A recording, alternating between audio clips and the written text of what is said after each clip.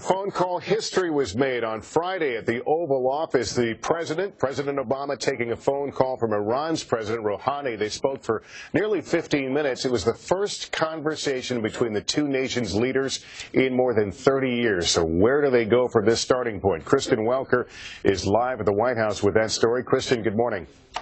Lester, good morning. Foreign policy experts say this could be a new beginning in the relationship between the United States and Iran, but they also say it will be important for both sides to keep the momentum going if they hope to get an agreement on Iran's nuclear program. This potential breakthrough marked by a phone call that will go down in history.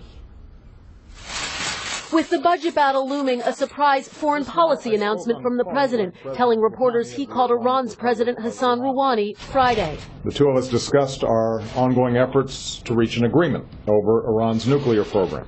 Senior administration officials say the call lasted about 15 minutes and came after Rouhani turned down a request for a handshake with President Obama at the UN earlier this week. But after fruitful discussions Thursday between Secretary of State John Kerry and his Iranian counterpart, both sides came around. Rouhani scooped the president's announcement by tweeting news of the call before Mr. Obama spoke to reporters. A path to a meaningful agreement will be difficult, but I believe we've got a responsibility to pursue diplomacy.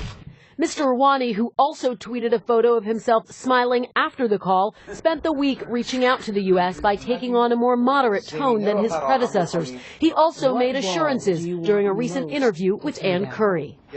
We have never pursued or sought nuclear weapons, and we are not going to do so. It's been more than 30 years since there were top-level talks between the U.S. and Iran, dating back to President Jimmy Carter, just before Iran's Islamic Revolution and the American hostage crisis, which lasted more than a year, events that fostered a decades-long diplomatic freeze.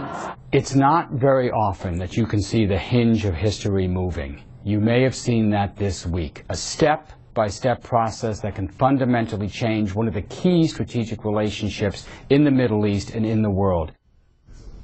House Majority Leader Eric Cantor criticized President Obama for not calling on the Iranian leader to halt his support of extremist elements and the Syrian government. Meanwhile, U.S. officials say it is important for them to reassure key allies in the region, particularly Israel. Israel's Prime Minister Benjamin Netanyahu is set to visit the White House on Monday on a previously scheduled trip.